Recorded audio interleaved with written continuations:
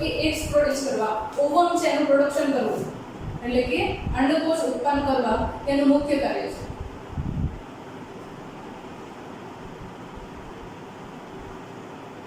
અંડકોષ ઉત્પાદન, ઓવમ પ્રોડક્શન જે છે એનું મેઇન ફંક્શન છે.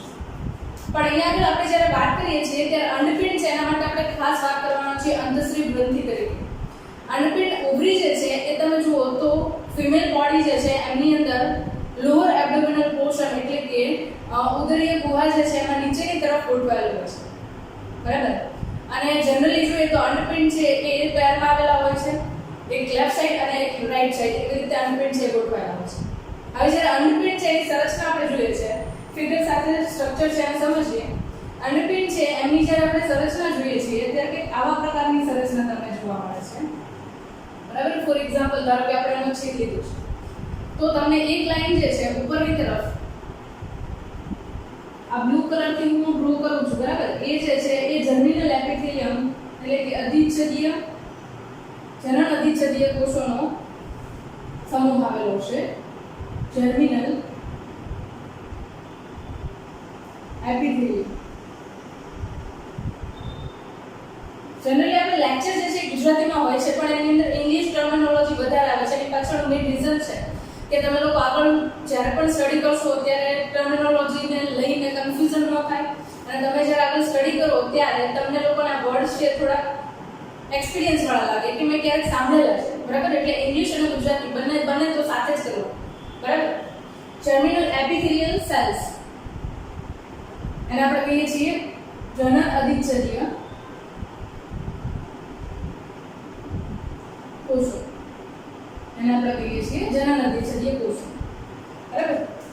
ઓકે, એના પછી જોઈએ તો અંડપિંડ છે એક પ્રકારે અંગ છે, બરાબર, ઓર્ગન છે. તો એ ઓર્ગન છે એની અંદર બ્લડ વેસલ્સ છે એ પણ પ્રેઝન્ટ હશે. એમાં ધમની અને શિરા એટલે કે આર્ટરી એન્ડ વેઇન બંને પ્રેઝન્ટ તમને જોવા મળશે, બરાબર. ઓકે, આના સિવાય જોઈએ તો અંડપિંડ છે એને બે ભાગની અંદર વિભાજિત કરીએ. બહારનો જે વિસ્તાર છે એને કોર્ટેક્સ એટલે કે આઉટર રિજિયન છે એને શું કહેવાય? બાહ્યક કહેવાય. અને વચ્ચેની બાજુ જે પેશી છે એને સ્ટ્રોમા એટલે કે આધારક તરીકે ઓળખીએ છીએ, મજ્જા વિસ્તાર કહી શકીએ છીએ. હવે જ્યારે તમે આઉટર લેયર જુઓ છો એટલે કોર્ટેક્સનો રિજિયન જુઓ છો તો કોર્ટેક્સનો રિજિયન છે ત્યાં આગળ ચોક્કસ પ્રકારે પેશી ગોઠવાયેલી હોય છે અને એ પેશી જે છે અમુક કોષો વડે ઘેરાયેલી હોય છે, બરાબર. તો આવી રીતે તમને ઘણી બધી સંરચનાઓ જોવા મળે છે અને આ જે સંરચનાઓ છે એમને આપણે નામ આપીએ છીએ પુટિકાઓ, ફોલિકલ્સ, બરાબર. એટલે અહીંયા આગળ તમે અંડપિંડ જુઓ તો એની અંદર ઘણી બધી ફોલિકલ્સ છે એનો વિકાસ થતો હોય એવું તમને જોવા મળે છે અને એ ફોલિકલ્સ છે એમના વિકાસના આધારે આપણે એને પ્રાઇમરી ફોલિકલ, પ્રાથમિક પુટિકા, દ્વિતીય પુટિકા, સેકન્ડરી ફોલિકલ્સ, ટર્શરી ફોલિકલ આવી રીતે એને અલગ અલગ નામ આપીએ છીએ. અને છેલ્લે જે સૌથી વધારે મેચ્યોર ફોલિકલ છે એને આપણે નામ આપીએ છીએ ગ્રાફિયન ફોલિકલ.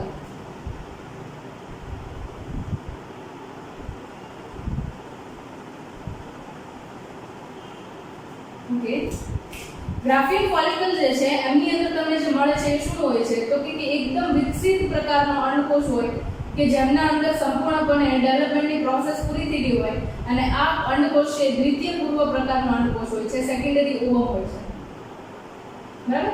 જો કે આના માટે ડિટેલ સ્ટ્રક્ચર અને એનાટોમી જે છે એ આપણે ચેપ્ટર નંબર 3 સ્ટાન્ડર્ડ 12 ની અંદર સ્ટડી કરવાના છે, ત્યાર પછી વધારે ઇન્ફોર્મેશન આપીશું, બરાબર. આના સિવાય તમે જુઓ તો બાકી રહેલી પુટિકાઓ છે એમનો ક્લમ્પ પણ હોય જેને આપણે કહીએ છીએ કોર્પસ લ્યુટિયમ, બરાબર. અને કોર્પસ લ્યુટિયમ છે એના સિવાયનો જે ભાગ છે જે બાકી રહેતો હોય છે અંડપિંડની અંદર એને કહેવાય છે કોર્પસ આલ્બિકસ, બરાબર. આ ટાઈપનું એક સ્ટ્રક્ચર છે એ તમને પ્રેઝન્ટ જોવા મળતું હોય છે. ઓકે, ફર્સ્ટ પહેલા જોઈએ તો આને શું કીધું આપણે? પ્રાઇમરી ફોલિકલ્સ,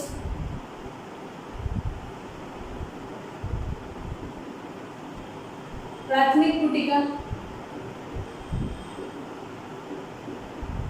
એના પછી જોઈએ તો આ સેકન્ડરી છે, આ ટર્શરી છે, આ જે ગ્રાફિયન ફોલિકલ્સ, બરાબર, ગ્રાફિયન પુટિકા.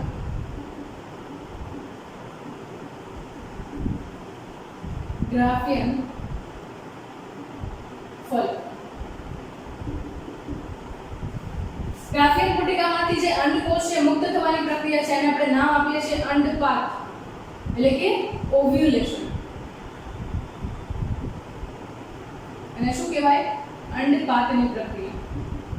બરાબર. અને આ જે છે એ છે આપણો અંડકોષ, દ્વિતીય પૂર્વ અંડકોષ.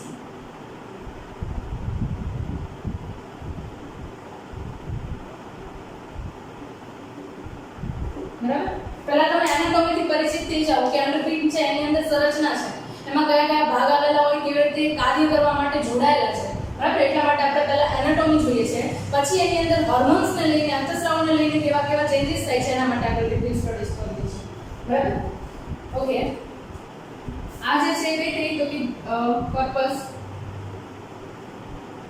લ્યુટિયમ.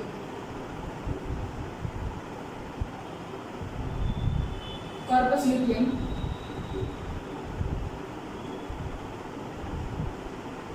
બરાબર. અને અહીંયા આગળ જે આ ધીરે ધીરે કરતી વિઘટિત થાય છે, ડિગ્રેડ થતી ફોલિકલ્સ છે એને કહેશું આપણે કોર્પસ આલ્બિકસ. કોર્પસ આલ્બિકસ. બરાબર. આટલી સંરચના છે. અને એક્ઝેક્ટલી તમને વચ્ચેનો એરિયા છે એને શું કીધું આપણે? સ્ટ્રોમા એટલે કે આધાર. અને જે આઉટર લેયર આ જોવા મળે છે એને આપણે કહીએ છીએ બાહ્ય કોર્ટેક્સ. બરાબર. આખી સ્ટ્રક્ચર છે અંડપિંડની તમને કંઈક આવી જોવા મળતી છે. હવે અંતઃસ્રાવી ભાગ તરીકે જુઓ તો આપણને યાદ છે કે એન્ટીરિયર પિટ્યુટરી ગ્લેન્ડ, અગ્ર પિટ્યુટરી ગ્રંથિ છે એની અંદરથી બે અંતઃસ્રાવ આવતા હતા. એકને કહેતા હતા આપણે ફોલિકલ સ્ટિમ્યુલેટિંગ હોર્મોન અને બીજાને કહેતા હતા આપણે લ્યુટેનાઇઝિંગ હોર્મોન. હવે આ બંને જે છે એ ઋતુચક્ર એટલે કે મેન્સ્ટ્રુઅલ સાયકલ છે એના ઉપર કાર્ય કરે છે. અને મેન્સ્ટ્રુઅલ સાયકલના અલગ અલગ તબક્કા છે એની સાથે આખી સાયકલ છે એ સંકળાયેલી છે. બરાબર. જોતા જઈએ અને સમજતા જઈએ. તમે સાયકલ જુઓ તો કેટલા દિવસની છે? તો કે એક જોઈએ તો 1 થી લઈને 28 દિવસ સુધીની તમને ઋતુચક્ર મેન્સ્ટ્રુઅલ સાયકલ જોવા મળે. મેન્સ્ટ્રુઅલ સાયકલ જોવા મળે. હવે એની અંદર બે પાર્ટીશન કરી દઈએ. એક ટાઈમ જે છે એની અંદર 1 થી 14 દિવસનો સમયગાળો લઈએ અને બીજો ટાઈમ છે એની અંદર 15 થી 28 દિવસનો ટાઈમ લઈએ. આ બે પાર્ટીશન કરીએ આપણે, જેના કારણે અન્ડરસ્ટેન્ડ કરવામાં વધારે ઈઝી રહે. બરાબર. ઓકે. હવે એના માટે વાત કરીએ તો સૌથી પહેલા એન્ટેરિયર પિટ્યુટરી ગ્લેન્ડ છે, અગ્ર પિટ્યુટરી ગ્રંથિ છે, એની અંદરથી આવશે ફોલિકલ સ્ટિમ્યુલેટિંગ હોર્મોન, જે સૌથી વધારે અસર કરવાનું કોના ઉપર ચાલુ કરે છે? તો કે જ્યારે પ્રાથમિક પુટિકા છે ધીરે ધીરે કરતા વિકાસ પામે છે અને વિકાસના તબક્કા દરમિયાન જે આ કોષો છે કે જે અંડકોષ છે એમને ઘેરીને ગોઠવાયેલા છે, એ કોષોના વિકાસની પ્રક્રિયાને સતત ઉત્તેજવાનું કામ કરતો હોય તો એ કોણ છે? FSH, follicle stimulating hormone. હવે એનો મીનિંગ યાદ રાખો એટલે તમને ઓટોમેટિકલી યાદ રહી જશે. ફોલિકલ એટલે પુટિકા, સ્ટિમ્યુલેટ કરવું એટલે ઉત્તેજિત કરવું, પ્રોસેસ છે એને એન્હાન્સ કરવી, અને હોર્મોન એટલે અંતઃસ્રાવ. પુટિકાના વિકાસને ઉત્તેજિત કરતો હોય એવા પ્રકારનો અંતઃસ્રાવ એટલે કે ફોલિકલ સ્ટિમ્યુલેટિંગ હોર્મોન. બરાબર. હવે જેવો આ ફોલિકલ સ્ટિમ્યુલેટિંગ હોર્મોન છે વર્ક કરવાનું ચાલુ કરે છે એટલે અહીંયા પુટિકાઓ જે છે એ ગ્રોથ થવાનું ચાલુ થાય છે અને અંડકોષ છે એના વિકાસની પ્રક્રિયા છે ઝડપી બને. હવે અંડકોષના વિકાસની સાથે આજે બહારની બાજુ આવેલા કોષો છે, અધિચ્છદીય કોષો જે છે એ આપણા માટે સૌથી અગત્યના છે. જ્યારે પુટિકા વિકાસ પામે છે 14 દિવસ સુધી, ત્યારે વિકાસ પામેલી પુટિકા છે એની અંદરથી માદા જાતિ અંતઃસ્રાવ ઇસ્ટ્રોજન છે એનો સ્રાવ થાય છે. બરાબર. આ ખાસ છે. જ્યારે પુટિકાનો વિકાસ થાય છે ત્યારે એની અંદરથી ઇસ્ટ્રોજન છે એનો સ્રાવ થવાનું ચાલુ થાય છે. બરાબર. એટલે હવે આપણને આઈડિયા આવી ગયો કે માદા જાતિ અંતઃસ્રાવ ફિમેલ સેક્સ હોર્મોન ઇસ્ટ્રોજન છે એનો સ્રાવ કેવી રીતે થાય છે અને કયા અંતઃસ્રાવના અસરના કારણે થાય છે. બરાબર. બીજું આપણે અહીંયા આગળ વાત કરીએ કે પુટિકા જે છે એ 14મા દિવસે આવે છે ત્યારે એક્ઝેક્ટલી અહીંયા આગળ 14મા દિવસના ટાઈમે તમને લ્યુટેનાઇઝિંગ હોર્મોન છે એનું અમાઉન્ટ એકદમ હાઈ થતું જોવા મળે. બરાબર. શું થાય છે તો કે લ્યુટેનાઇઝિંગ હોર્મોન જે છે એનું પ્રમાણ એકદમ પીક ઉપર હોય, સૌથી વધારે પ્રમાણમાં એનો સ્ત્રાવ થશે. એના સ્ત્રાવના કારણે શું થવાનું તો કે એના સ્ત્રાવના કારણે અહીંયા આગળ જે બનેલી ગ્રાફિયન ફોલિકલ એટલે કે પુખ્ત પુટિકા કે જેમાં અંડકોષ એ પરિપક્વ થઈ ગયો, એ પુટિકા જે છે એમાંથી અંડકોષ એ મુક્ત થઈ જશે 14મા દિવસે. બરાબર. જે કોના કારણે થાય છે? લ્યુટેનાઇઝિંગ હોર્મોનના કારણે થાય છે. હવે જેવો અંડકોષ અહીંયાથી મુક્ત થઈ ગયો તો ગ્રાફિયન પુટિકા છે એમના કોષો છે એમને ત્યાં બચી ગયા. તો તો એ ગ્રાફિયન પુટિકાના જે કોષો તમે જુઓ છો આ બરાબર, એ ગ્રાફિયન પુટિકાના કોષોનો સમૂહ છે અને આપણે કહીએ છીએ કોર્પસ લ્યુટિયમ. અને આ કોર્પસ લ્યુટિયમના કોષો જે છે એ અલગ અંતઃસ્રાવનો સ્રાવ કરે છે, જે હવે પછીના તબક્કામાં સતત ચાલુ રહેશે, જેને આપણે કહીએ છીએ પ્રોજેસ્ટેરોન. બરાબર, એટલે જે તમે સતત અહીં આગળ જોવો છો વિકાસ પામતી પુટિકા, એની અંદરથી તમને એસ્ટ્રોજનનો સ્રાવ થતો જોવા મળશે. અને અંડપાત થયા બાદ બાકી રહેતી પુટિકા જે છે એમના વડે તમને પ્રોજેસ્ટેરોન અંતઃસ્રાવનો સ્રાવ થતો જોવા મળશે. બરાબર, એટલે ઇનડાયરેક્ટલી તમે એવું કહી શકો કે ફોલિકલ સ્ટિમ્યુલેટિંગ હોર્મોન જે છે એ એસ્ટ્રોજનના સ્રાવ કરાવવા માટે રિસ્પોન્સિબલ છે અને લ્યુટિનાઇઝિંગ હોર્મોન છે પ્રોજેસ્ટેરોનના સ્રાવ માટે રિસ્પોન્સિબલ છે. બરાબર, તમારે સિમ્પલ વેની અંદર યાદ રાખવાનું છે કે અહીંયા આગળ ફોલિકલ સ્ટિમ્યુલેટિંગ હોર્મોન જે છે એ એસ્ટ્રોજનના સ્રાવ માટે જવાબદાર છે અને લ્યુટિનાઇઝિંગ હોર્મોન જે છે એ પ્રોજેસ્ટેરોનના સ્રાવ માટે જવાબદાર છે. વિકાસ પામતી પુટિકા છે એની અંદરથી એસ્ટ્રોજન સ્રાવ પામશે અને પરિપક્વ થઈ ગયેલી પુટિકા છે એમાંથી પ્રોજેસ્ટેરોનનો સ્રાવ થશે. બે પાર્ટની અંદર ડિવાઈડ કરી દો, આખી સાયકલ છે અને એટલા માટે જ પહેલા મેં આવી રીતે તમને ડિવિઝન કરીને આપ્યું છે.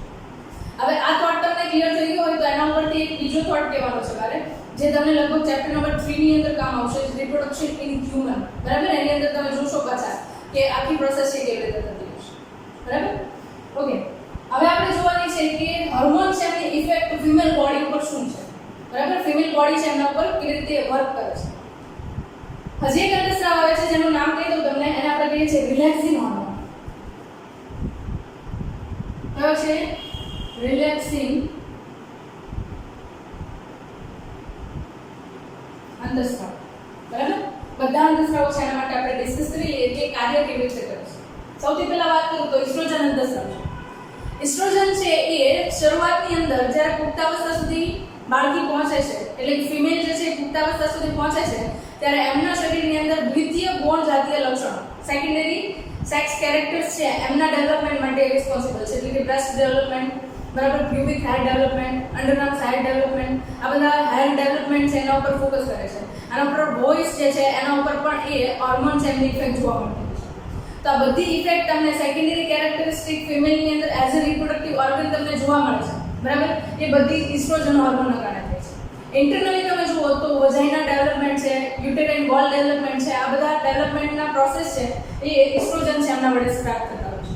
બરાબર, એસ્ટ્રોજન છે બીજું એક સૌથી વધારે યુટેરાઇન વોલ, ગર્ભાશયની દિવાલ છે એમના ઉપર વર્ક કરે છે. કયું? તો કે જો 14મા દિવસે એગ રિલીઝ થયું છે, અંડકોષ મુક્ત થયો છે અને બાય ચાન્સ શુક્રકોષ સાથે આનું મિલન થાય છે. બરાબર, તો એ પ્રોસેસની અંદર જો ફલનની પ્રક્રિયા થઈ ગઈ, ફલિતાંડનું નિર્માણ થઈ ગયું, ઝાયગોટ પ્રોડક્શન થઈ ગયું, તો એ નીચેની તરફ ગર્ભાશયની તરફ ગતિ કરશે અને ગર્ભાશય જે છે એમની અંદર એમનું ઇમ્પ્લાન્ટેશન થવાનું છે, સ્થાપન થવાનું છે. તો ગર્ભાશયને સ્થાપન માટે એમની દિવાલ છે, એન્ડોમેટ્રિયમની વોલ છે, બરાબર, એને નિર્માણ કરવાનું અથવા તો એને ડેવલપ કરવાનું જો ફંક્શન કરતું હોય તો એમાં પણ એસ્ટ્રોજન અને પ્રોજેસ્ટેરોન છે પાર્ટિસિપેટ કરતા હોય છે.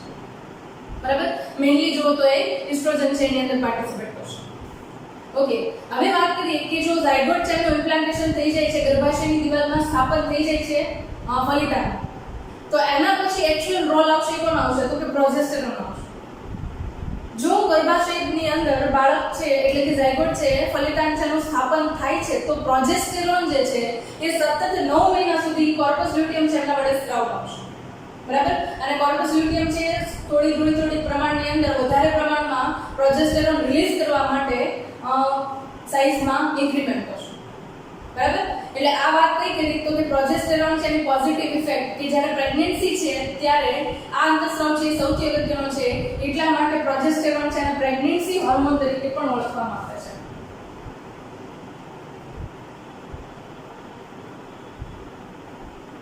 એને કહેવાય છે પ્રેગ્નન્સી હોર્મોન. શા માટે એને પ્રેગ્નન્સી હોર્મોન કહીએ છીએ?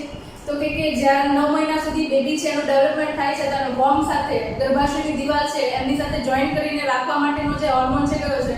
પ્રોજેસ્ટેરોન છે એ હોર્મોન. બરાબર, અને પ્રોજેસ્ટેરોન છે એનો કન્ટિન્યુઅસ રિલીઝ થવો જરૂરી છે. હવે ઘણીવાર એવું થતું હોય કે અંડકોષ છે એ શુક્રકોષ સાથે મળતો નથી અને ફલિતાંડ બનતું નથી, તો એ પરિસ્થિતિની અંદર પ્રોજેસ્ટેરોનનો સ્ત્રાવ છે ધીરે ધીરે કરતા કોર્પસ લ્યુટિયમ છે એની અંદરથી ઓછો થતો જશે.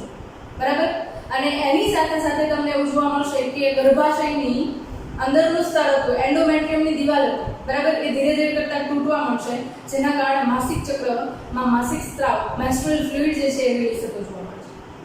બરાબર, જો પ્રેગ્નન્સી હશે તો થ્રુ આઉટ પ્રેગ્નન્સી એટલે કે 9 મંથ સુધી તમને પ્રોજેસ્ટેરોન હોર્મોન છે કોર્પસ લ્યુટિયમ અંડરપિંડમાં આવેલો છે, એનો વિકાસ પણ થશે કોર્પસ લ્યુટિયમમાં, અને સાથે સાથે એ પ્રોજેસ્ટેરોન છે સતત બ્લડની અંદર રિલીઝ થશે, જે ગર્ભાશય સાથે ગર્ભને જોડેલું રાખવાનું કામ કરશે. બરાબર, એટલે હું એવું કહી શકું કે એ એબોર્શનની પ્રોસેસ છે એને પ્રિવેન્ટ કરે છે અને એમ્બ્રિયો ઇમ્પ્લાન્ટેશનની પ્રોસેસ છે એને એન્હાન્સ કરે છે. બરાબર, આના મુખ્ય કાર્યો છે જે પ્રોજેસ્ટેરોન અને એસ્ટ્રોજન વડે થાય છે. ત્યારબાદ વાત કરીએ તો કોર્પસ લ્યુટિયમ જે છે એ જો આપણે પહેલા વાત કરી કે કોર્પસ લ્યુટિયમ છે ક્યારે ડેવલપ થાય તો કે પ્રેગ્નન્સી હોય ત્યારે છે. બાય ચાન્સ પ્રેગ્નન્સી નથી તો શું થશે તો કોર્પસ લ્યુટિયમ છે ધીરે ધીરે કરતા ડિગ્રેડ થતું જશે, અને જે ડિગ્રેડ થવાની પ્રોસેસ છે એમાં જે છેલ્લે લાસ્ટની પ્રોસેસ છે એમાં સેલમાં સ્પાર્ક થઈ જાય છે અને કોર્પસ આલ્બિકન્સ કહે છે. બરાબર, એને આપણે કહીએ છીએ કોર્પસ આલ્બિકન્સ, અને એ કોર્પસ આલ્બિકન્સ છે ધીરે ધીરે કરતા ઓરી જે છે એમના સેલ વડે ડાયજેસ્ટ થઈ જશે અને ડિગ્રેડ થઈ જશે, જે હવે પછી ક્યારે પણ પ્રોજેસ્ટેરોન હોર્મોનના રિલીઝ માટે કેપેબલ નથી. બરાબર, ઓકે, આ કન્ડિશન કઈ કીધી આપણે તો કે જ્યારે પ્રેગ્નન્સી નથી ત્યારે. હવે ધારો કે પ્રેગ્નન્સી છે 9 મંથનો પીરિયડ કમ્પ્લીટ થવામાં છે ત્યારે તમને કોર્પસ લ્યુટિયમ છે એમની અંદરથી હજી એક અંતઃસ્રાવ આવતો જોવા મળશે જેને કહીએ છીએ રિલેક્સિન અંતઃસ્રાવ છે માત્ર અંડપિંડમાંથી નથી આવતો, એ ગર્ભાશયની દિવાલ છે એની અંદરથી પણ આવશે, એ પ્લેસેન્ટા છે જરાયુ છે બરાબર એમના વડે પણ એ અંતઃસ્રાવનો સ્રાવ થાય છે, ખાસ યાદ રાખો. બરાબર, બીજી વસ્તુ પ્રોજેસ્ટેરોન જે છે મિલ્ક પ્રોડક્શન માટે મેમરી ગ્લેન્ડ છે સ્તનગ્રંથિ છે એમને પણ કેપેબલ બનાવે છે, જેના કારણે એમની અંદર એલ્વિયોલાઈ છે બરાબર એમનું ડેવલપમેન્ટ અને મિલ્ક પ્રોડક્શન અને મિલ્ક સ્ટોરેજ માટે એમને વધારે કેપેબલ બનાવે છે. બરાબર, એ પણ કોણ કરશે તો કે એ પણ પ્રેગ્નન્સી હોર્મોન એટલે પ્રોજેસ્ટેરોનનું વર્ક છે. બરાબર, રિલેક્સિન છે એનો મેઇન રોલ જોઈએ તો એ 3 જગ્યાએથી કીધું મેં તમને સ્ત્રાવ પામે છે. પહેલું કીધું મેં તમને એ અંડપિંડ છે એમાં કોર્પસ લ્યુટિયમ છે એ પ્રેગ્નન્સીના એન્ડના ટાઈમની અંદર રિલીઝ થશે, સાથે સાથે ગર્ભાશયની દિવાલ છે વોર્મ વોલ છે ત્યાંથી પણ રિલીઝ થશે, અને સાથે સાથે બીજું કહું તો એ જરાયુ એટલે કે પ્લેસેન્ટા છે ત્યાંથી પણ રિલીઝ થશે. એનું મેઇન ફંક્શન શું છે તો કે વજાઇનલ પોર્શન છે યોનિમાર્ગ છે એનો મુખ છે એનું પહોળું કરવું, જેના કારણે બર્થની પ્રોસેસ છે ચાઇલ્ડ બર્થ પ્રોસેસ છે એને ઇઝીલી કન્ડક્ટ થઈ શકે.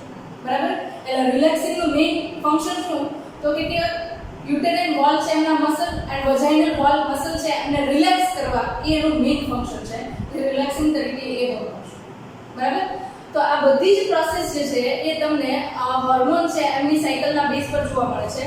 વધારે ડિસ્કશન ડિટેલ ડિસ્કશન છે એ હ્યુમન રિપ્રોડક્શન છે એની અંદર પાછા આપણે કરીશું. આપણે હોર્મોનના બેઝ ઉપર એસ્ટ્રોજન અને પ્રોજેસ્ટેરોન FSH અને LH ની ઇફેક્ટમાં કેવી રીતે રિલીઝ થાય છે એના માટે મેં તમને એક્સપ્લેન કર્યું છે. જો આના રિલેટેડ તમને ડાઉટ હજી પણ કંઈ રહી જતો હોય તો તમે મને કમેન્ટ બોક્સની અંદર કમેન્ટ કરી શકો છો, હું ટ્રાય કરીશ કે એ તમને આન્સર આપીશ. બરાબર.